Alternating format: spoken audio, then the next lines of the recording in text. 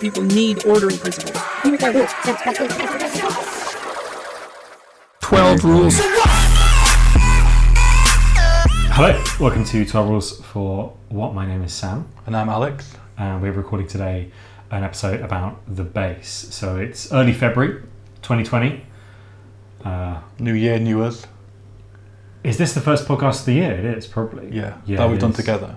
So we're talking about the base. There's been quite a lot of discussion of the base recently. They're a group that turned up in July 2018, so they were founded quite a long time ago by the founders of neo-Nazi groups, and they are basically what's called a kind of accelerationist group in largely in America, although there are some kind of international links that we'll go into throughout the episode. How come they came to prominence now?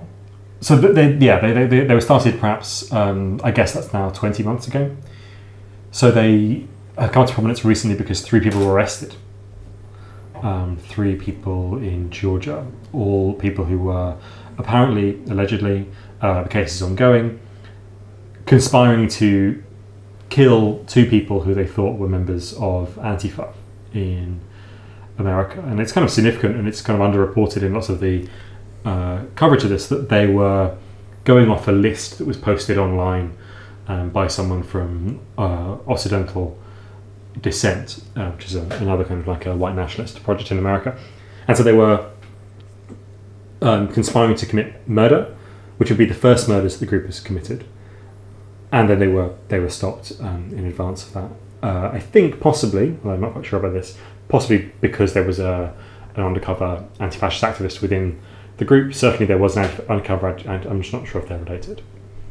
Yeah, it seems at one point there was an undercover FBI agent, another point that another undercover person leaked a lot of the logs to The Guardian. There are, there's also an accusation, which is, I think, not entirely unfounded, that maybe the entire organisation is a honeypot. But we'll get into that as we kind of go through it. Okay, big claims. Yeah, it's a huge claim. I mean, but it wouldn't actually be entirely out of keeping with the US state's involvement with far right movements, or indeed the British state or the French state or any of the countries that participated in the Stay Behind network. So the group was founded in summer of 2018, and I guess one of the first things to talk about is the name. It's called the Base, which is what is that modelled on? The base is Al Qaeda, which is a. You've heard of Al Qaeda. Yeah. So they're directly transplanting Al Qaeda, which means the base, into English. Well, okay, they deny this, and it's quite significant they deny this, because one thing that we've seen, and over the last kind of, I guess, 5 years of extremification, I think it's important to distinguish between the process by which groups become more extreme and individuals become radicalised. I just think that's kind of useful terminological clarification. So in these kind of 5 years of extremification that we've had, there's been an increased interest in what's called white jihad, which is the idea that essentially jihadis, or Salafist jihadis rather, have essentially the right model of how to do war, low scale, low intensity insurgent warfare. And there's increasing kind of respect on the extreme right, what's also called the kind of accelerationist or like black-pilled kind of neo-Nazi groups. There's increasing respect amongst those groups for Salafist jihadism as a model, in part because it was very effective in, say, Iraq in the aftermath of the occupation by the coalition forces. It was very effective at jihadism, that is, was very effective at causing huge social rifts between the Sunni and Shia communities. And this tactic of attempting to produce these rifts in societies is in some sense what these groups, the accelerationist groups, so the base is the kind of one we're talking about now, but there were, before that was Atomwaffen, there's also Feuerkrieg Division, there was, kind of less importantly, Sonnenkrieg Division. National Action. They were National Action. What these groups are aiming at is basically the same kind of model as Salafist jihadism was aiming at, in producing social tensions, causing forms of war. The tensions that these groups are interested in are mostly racial tensions, or what they conceive as racial tensions, which is an idea that goes back in discourse around on the far right from a long time. One of the most kind of famous, I guess, examples is Charles Manson's idea of helter-skelter, which is basically kind of escalating war between, on the one hand, white people and on the other hand, black people. And so the kind of tactics of these groups is not aimed at movement building. It's not aimed at attempting to kind of convince people directly. What it's aimed at is attempts to produce escalating series of violence, and hoping that in that violence, in that kind of chaos that comes about through what they imagine to be a kind of race war, in that violence there will be the possibility of forming a new, essentially white ethnic state. So, but that formation of the white ethnic state is very much hugely in the future, and it's kind of behind a period of enormous destructive violence. And so it's unclear, I think, as you go further over to the right, whether or not these groups are actually aiming at something like real social transformation indirectly, or they're just aiming at the violence they think will get there, and they're only interested in the violence per se. The thing I wanted to say about the relationship between jihadism and the base is that actually we find, at least I found, comparatively less white jihad discourse amongst people of the base than there was in Atomwaffen, which came before them. That's quite surprising. Yeah, I believe the leader, Ronaldo Natsura, was talking about like a 20-year project of escalating tensions. So obviously the base has been on the radar of, like, I guess, specialist researchers and anti-fascists for a long time. Well, since their inception, I guess. But they've only recently broken into the mainstream. It's a Guardian article, these like coordinated arrests by the FBI, 3 people arrested in Georgia, were on this conspiracy to murder plot, some more people, members of the group, arrested on their way to a gun rights rally in Virginia. And it's really important to, like, discuss what the group was actually doing and what it was planning to do. So I think we can kind of distinguish the base from other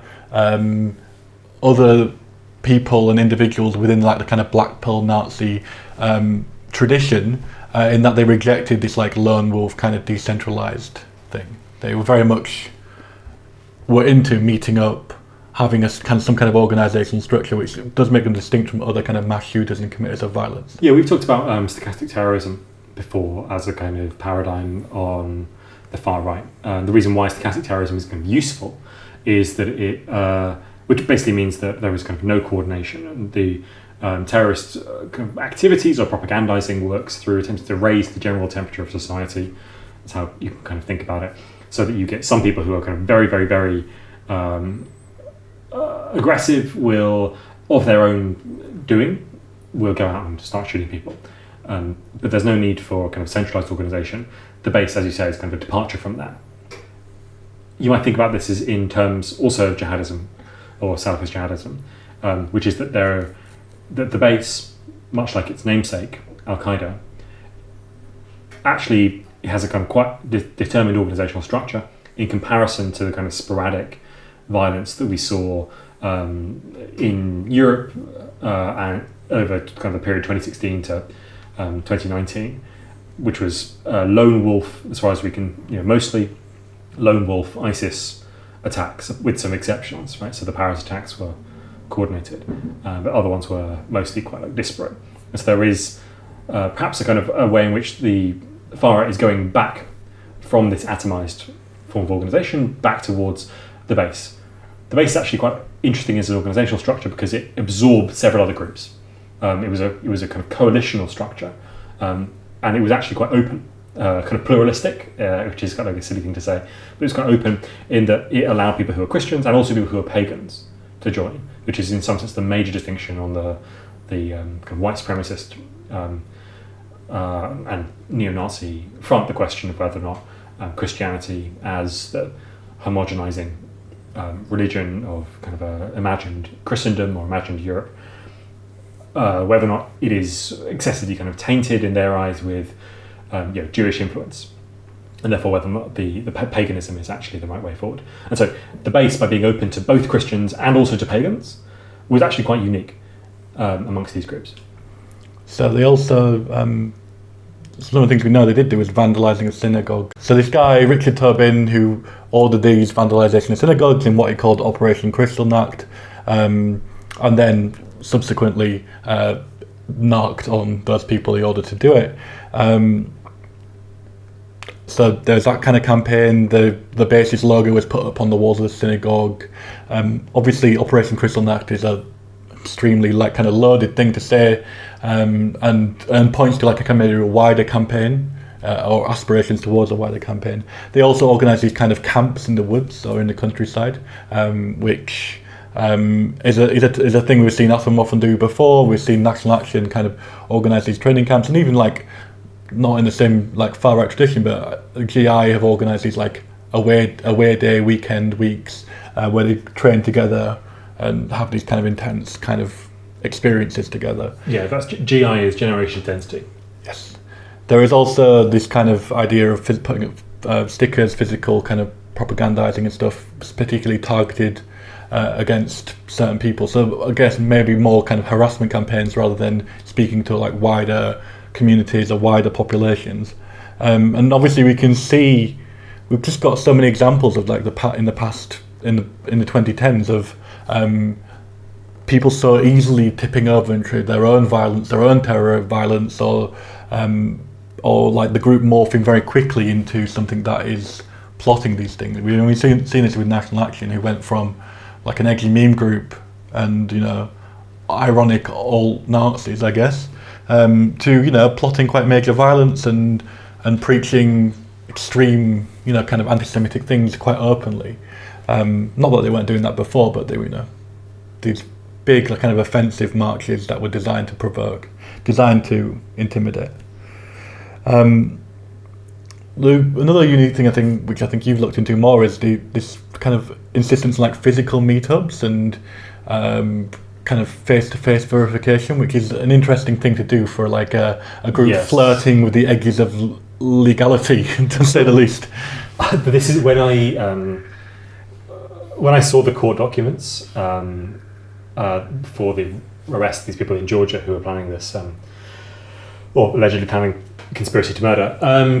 When I saw the documents, and it was noted that the base's leader, a guy called Ronaldo Nazaro, had, who goes by the pseudonym Norman Spear or possibly Roman Wolf, depending on what day of the week, had encouraged the members of the base not only to meet up, but to take pictures of themselves meeting up with other members of the base and then post those pictures onto the base Discord.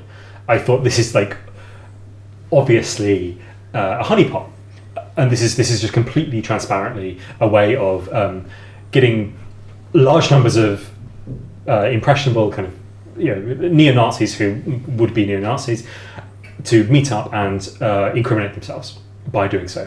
This seems completely obvious. It turns out that Nazaro has a history. He was introduced in a collection of podcasts that he went on in 2017, 2019, introduced by those podcast hosts as a former CIA agent. What? Come on. Yes, no, I'm serious. It's absolutely crazy. It's absolutely crazy. He was introduced as a former CIA agent, and he was he claims to be a veteran of both the Afghanistan and the Iraq wars. He has no clear source of income. He advertises his services, or did until August 2019, a month after the base was founded. Sorry, a month and a year after the base was founded. He advertised his services as an intelligence specialist. He has the group he's founded called Omega Solutions International, which you can kind of translate, I guess, as like Final Solutions International, has a cage code. And a cage code is the thing that you would require if you were going to bid for a federal contract. So the possibility that he's a contractor for the US government, or was attempting to become a contractor for the US government, and has set up this base as a honeypot for the US government, is not entirely out of the question. So you mentioned they were organising on Discord servers, which is like for those who don't know, it's like a chat system for gamers, and you can like upload what you're playing at the moment and talk to people, people can run independent servers, and Discord's been used by a lot of political groups, not just like and discussion groups, not just far right groups, but all different kinds for like more general political organising, much like Twitch has started off as a gaming service, it is now used for like kind of general streaming. So what else how else did they communicate? What else did they use So they used several different things. They used a thing called the Riot app, which is a kind of messaging service, which was eventually hacked, and several members were doxxed, which means their public information was, information about them was shared publicly, real names. Then they went to Matrix, which is another encrypted, distributed messaging app, and they went to The Wire, which is where they still use. So The Wire, basically all of these are variously kind of secure, distributed apps that don't allow even the owner of the service to track the messaging that is going on between various people. So it's a kind of extremely secure messaging app.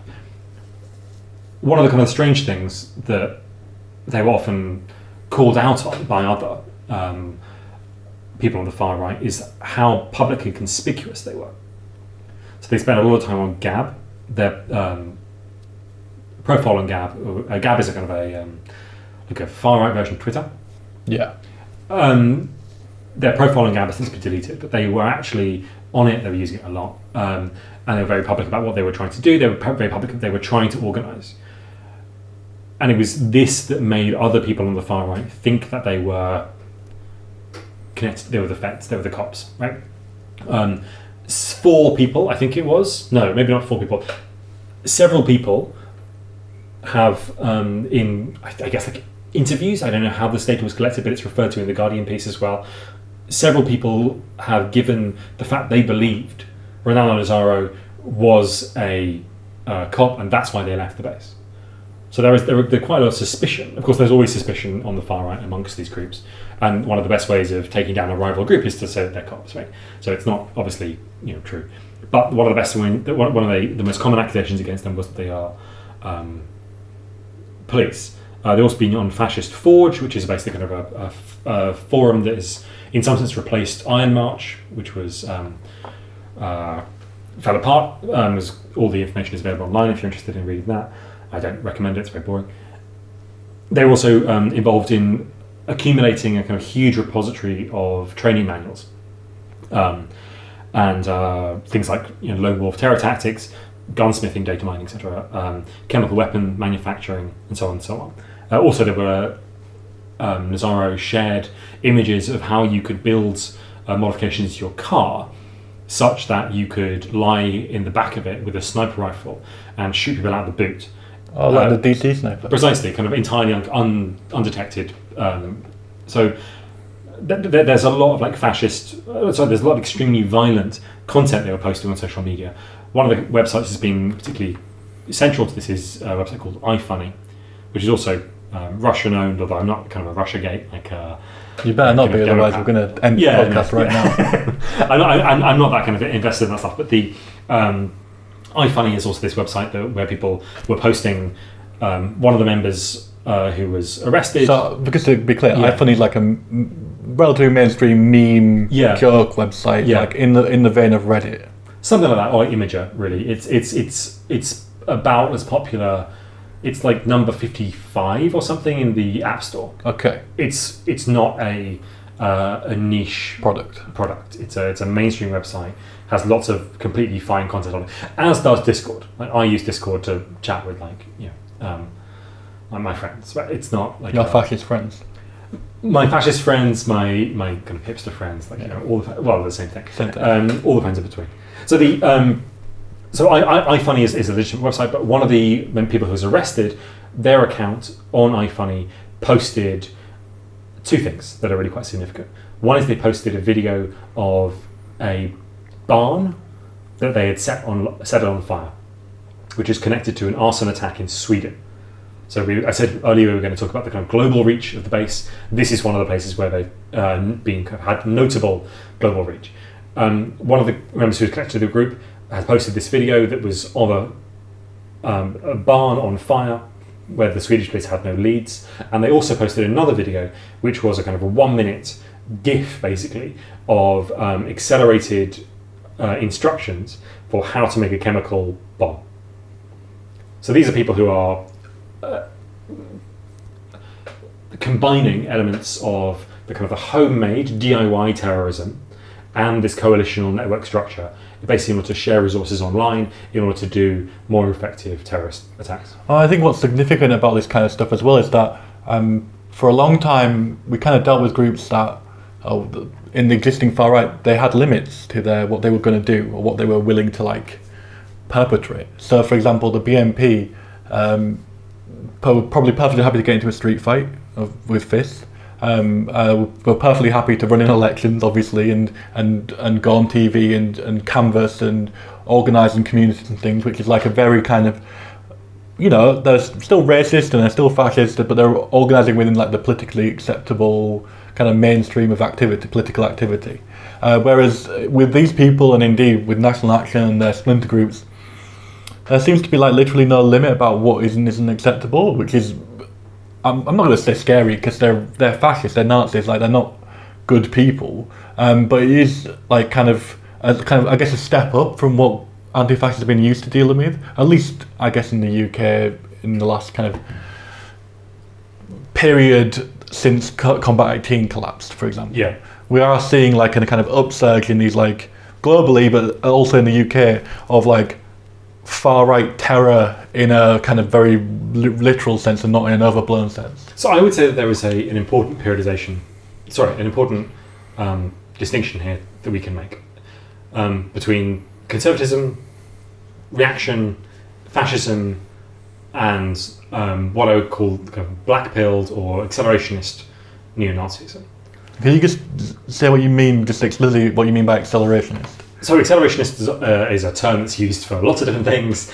It was used to describe the work of Alex Williams and Nick Cernicek, who are not neo-Nazis. It's like kind of ordinary socialist kind of people. Yeah, they're kind of socialists who have like an interest in harnessing the technology to enhance the appeal and also the kind of reach of socialism as an idea. So accelerationist refers to that group. Accelerationists also refers to a kind of intellectual community online who are also associated sometimes with the far right.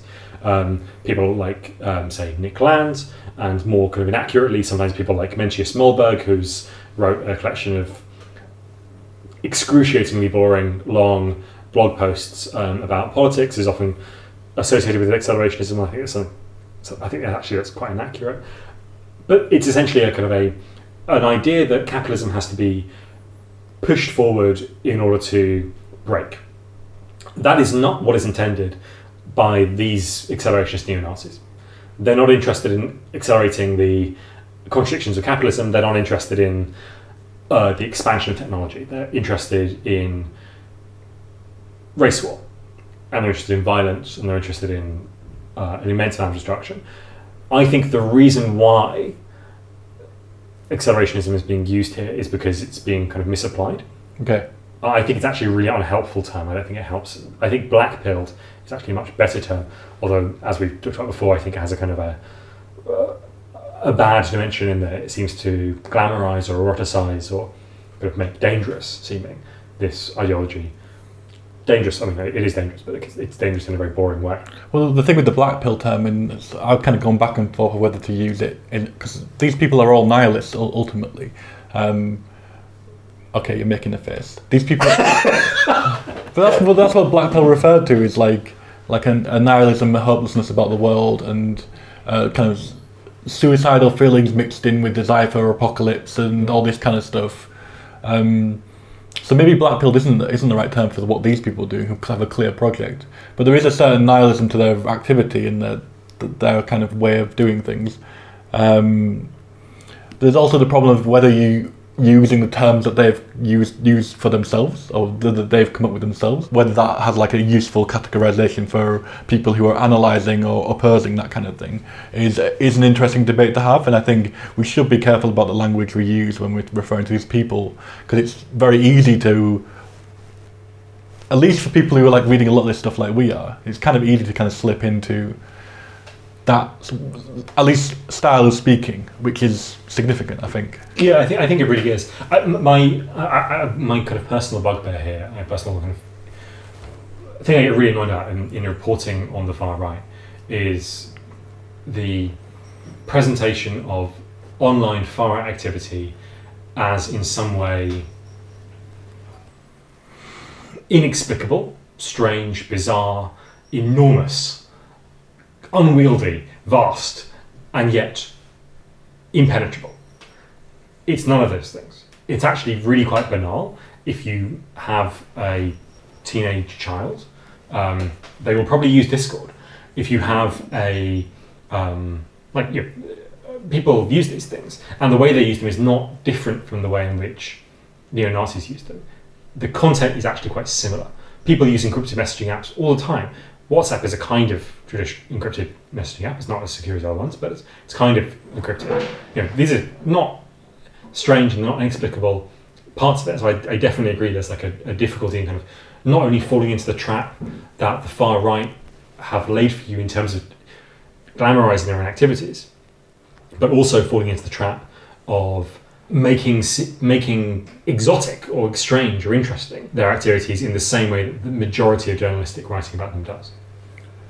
You mentioned that the acceleration that's often referred to by the mainstream press, mainstream analysis, is kind of an interest in race war and escalating race war, and this, I guess to a lot of our listeners, this could seem kind of out of the blue, or like a kind of like quite a shocking kind of thing to be interested in at all, but even for out-and-out Nazis, fascists, you've always kind of, at least in the UK, we've kind of associated them for a long time with like a party that's kind of wanting to progress an agenda, wants to speak for white people or be the main advocate for white people, which is obviously awful and racist and problematic, deeply problematic.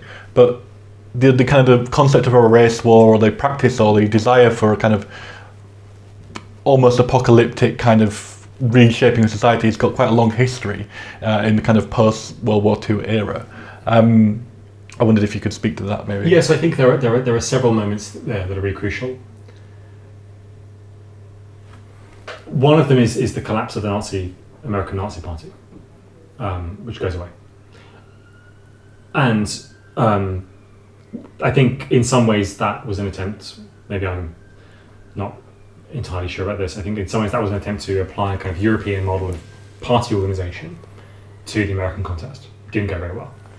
We also had a similar thing in the UK with the precursor to the National Front, which John Tyndall was involved in, which organised in kind of a paramilitary fashion, had these training camps, had these kind of military-style uniforms, and also, but in that kind of way, that was kind of marginalised by the existing far-right kind of milieu at the time, and obviously they made a decision to revert into a kind of electoral coalition.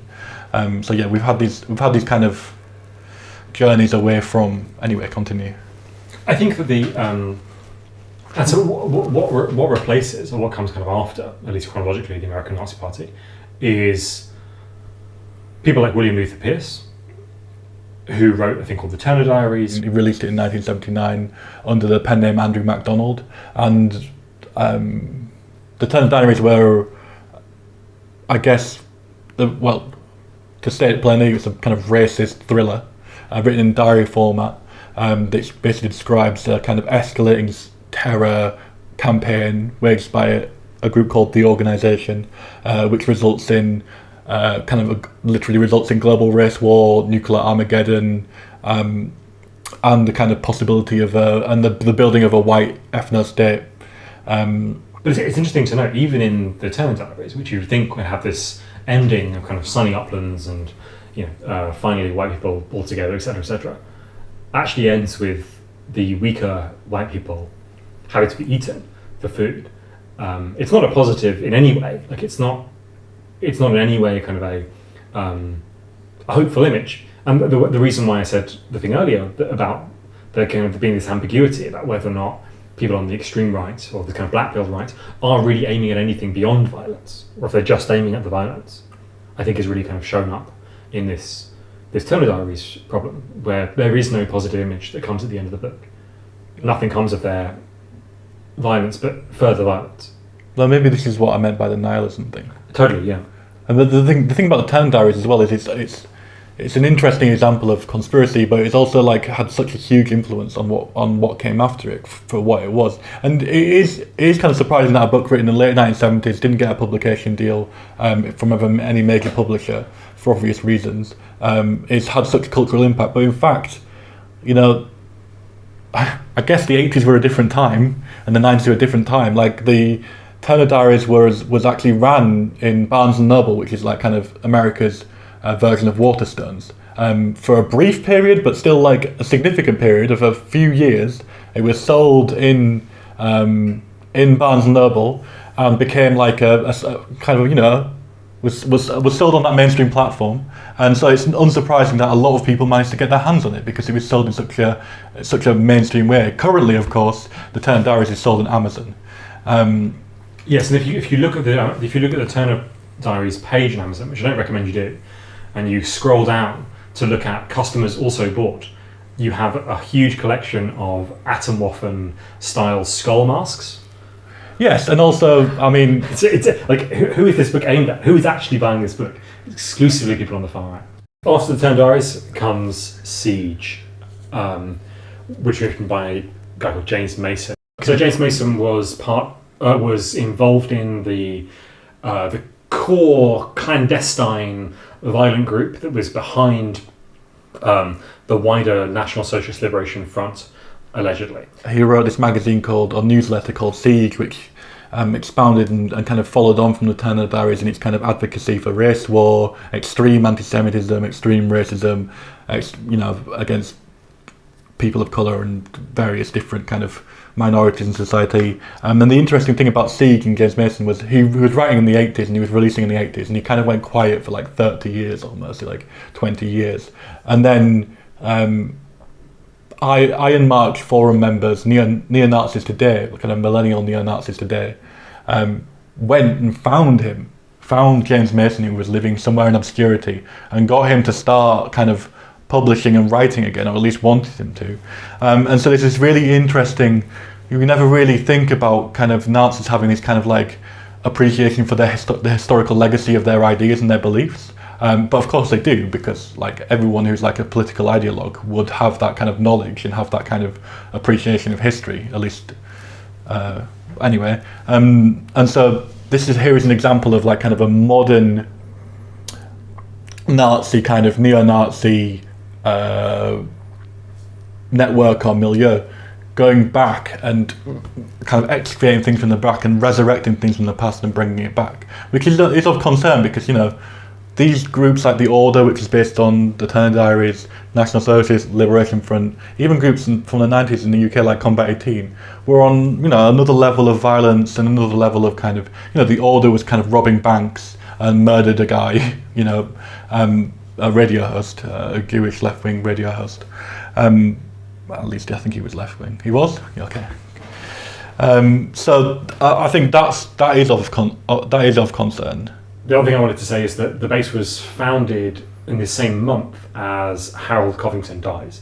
And Harold Covington was the leader and main propagandist of the Northwest Front, which was part of one of the main organisations that kind of carried this idea of the Northwest Territorial Imperative, which is the idea that there are these states in the Northwest USA which would secede from the Union and become a white ethno-state in the time following a race war. And if this kind of Northwest kind of settlement, neo-Nazi settlement thing sounds a bit out of the blue, you know, Oregon and Washington State and these kind of states around the Northwest and that area, Pacific Northwest, has got a long history of racism, white supremacy that goes way, way back to the founding of Oregon itself. So Oregon was founded as an all-white state and as a slavery state, and then slavery was kind of banned because they didn't want to have black people in the state, essentially. So you need, if black people were going to stay in Oregon, they would face increasing fines and eventually like kind of whippings and things like this. So very hostile state for a long time for people of colour, and this is why there is these kind of resettlement projects that have kind of cropped up every now and then. There was a recent attempt in the late 2010s as well to kind of buy land in this kind of small town in the Pacific Northwest. Yeah, and one of the things that the base has done is also buy about 30 acres of land, mostly in Washington state. So they're following on in that tradition. In order to not only have the land, but also to organise trading, basically. One of the kind of things that, in a rural environment that is distinctly offline, one of the things that's really kind of interesting, I think, is that there's a real crossover here with American prepper movements and American militia movements. And prepper movements are basically people who believe that there is something that needs to be done to prepare for when society collapses, which it inevitably will. The difference between preppers and the base is the base don't only believe that society will inevitably collapse, but also that collapse is desirable. And so there's a kind of a spin on this prepping. And a lot of the things they've been sharing online, a lot of the kind of ideas they've been using and places they've been recruiting have also been out of the prepping and militia movements in America, which are strong in the rural areas as well. So I had a question about kind of the makeup of the membership of the base, like what their backgrounds were. It seems like, at least they claim that they have a lot of like ex-military veteran types. And whether that's true or not, it's interesting that in their kind of chats and in their kind of the chat logs that you can see, they're using a lot of kind of tactical language, I guess military terms, tactical language. Which is interesting because I think they probably do see them model themselves as like a paramilitary. They aspire to kind of paramilitary, to a paramilitary organisation, and so it would be natural that they would fall into these kind of military terminology and they would obsess over it, even if they weren't actually soldiers themselves, or if kind of the vast majority weren't soldiers. It's kind of reveling kind of the idea of violence, the idea of kind of mass catastrophe. Yeah. So this links to which links to one of the best books about fascism, which is Klaus Teuleit's Male Fantasies, which essentially describes, it starts from a collection of diaries written by people who came back from the war, who were the paramilitary units that essentially fell into the Nazi Party. So he says that there is a distinct kind of male space that war brings, and that fascist parties and fascist militias are, to some extent, attempts to recreate this kind of fully male society. And so in these ex-servicemen and current servicemen coming back from the army, of course the army is nowhere near as macho as it once was, it's nowhere near as male-dominated as it once was. I mean, there are now women in the army, but still not as many as men. And not the most progressive institution in society, you could say. The army is not the most progressive institution in society. But nevertheless, there are women, so the thing is kind of different. But yes, you can possibly see these groups as not only attempts to create a kind of male space, but the fantasies of accelerationism, the fantasies of mass violence and race war, as ways of attempting to return to something that is missed or felt as kind of lost in martial life, so life that is dominated by the military. So I think that's a probably plausible explanation for the attraction of this kind of group and the attraction of this kind of idea to people from military backgrounds. And we also see like echoes of this kind of military male kind of fantasy world in the militia movement, particularly in like even in like the UK with these I guess groups like the EDL, the FLA being extremely pro-veteran, very into help the heroes, identify very strongly with like kind of military backgrounds, military families. Obviously EDL was started because of a Islamist protest at a kind of a military funeral procession. And a strong identification with that is identification kind of a macho attitude towards war and killing and fighting for your country, fighting for a cause, and whatever that cause is. Yeah, and the DFLA, of course, was rooted in football lads. That's what the FNL in the title mean. And where is the most kind of quintessentially masculine space in these people's lives, and indeed in kind of mass culture more generally? It's probably the football stadium.